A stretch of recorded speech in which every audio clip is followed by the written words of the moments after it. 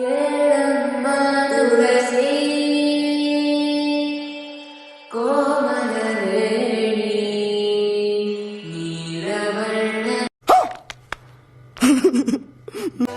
ma'am, hojiki AI gi video do hojiki Instagram da yamna trending oi noigi sai na traga nangna pamjaba character ma hapchala na semada yamna phajagadaba video ni video makha yengdringai like amadi comment amamdang tawbiramo maduna video leptana thagaipada mateng oigani mayam ahanbada sumaina tawba video ma record tawbiro aduga magi aroibada screenshot ama tawbiro aduga sigi screenshot tawgraba photo je ChatGPT natraga Gemini sinarakanda sigi photo je sumaina onthoani aduga sigi photo ani je mung sinarakanda ngasigi video je mung onthoktini aduna mayam sigi step by step se yam line takchage ngasigi video silu phau yengbiramu mayam ahanbada sigi handshake tawba photo je semnaba ina prompt do description da pirakani adugi prompt do copy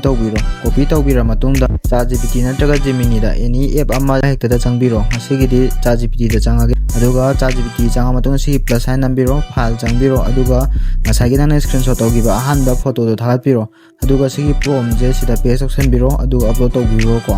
upload tawgra matungda ngahalega photo do loirakan thorani adui photo do sida save tawbiro aduga sigi photo sembagi yare mayam photo sembalormina video semnaba Google da one AI na search tawbiro nahangi AI duni adubu khusemdi manaroi ko ado sigi website sida changbiro matungda sigi try now thaba option je sida nambiro sida nama matungda sigi login tawnaba option ama thorani sigi login thaba option je sida changbiro aduga adomgi Gmail account ama khandine ko sida login with Google thaba sida mung nambiro aduga sidagi Gmail account ama khallani adugi matungda sigi check in thaba je sida nambiro credit loksandine ko sigi credit se ordina hoin video semada matam je kuiroi dine ado se desktop site on tawnaba si 3 dot nambiro aduga sigi desktop site thaba je on tawbiro ko sigi tawdrede hoin video semban nungai roi ko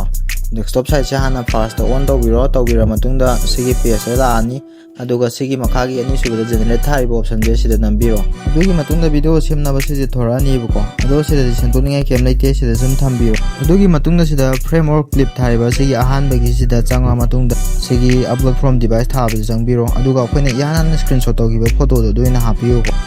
ahan bade screenshot tawba photo do hapiro ani subada sigi frame maina among thai je sida jangbiro upload from device sida jangbiro aduga sida na khoina ngasai semgiba Gemini dagi semgiba photo do handshake tawbi photo do adu khalla kan hapiro adugi matungda sigi video je semna prom ama haptuneba adugi prom do ina description da pirage adu do copy tawbira matungda hojiki da sida describe the action and atmosphere thaiba sida changbiro aduga sida kuina nambiro aduga ngasagi copy tawgiba prom do sida paste option biro ko adu tawgraba matungda sigi 10 thaba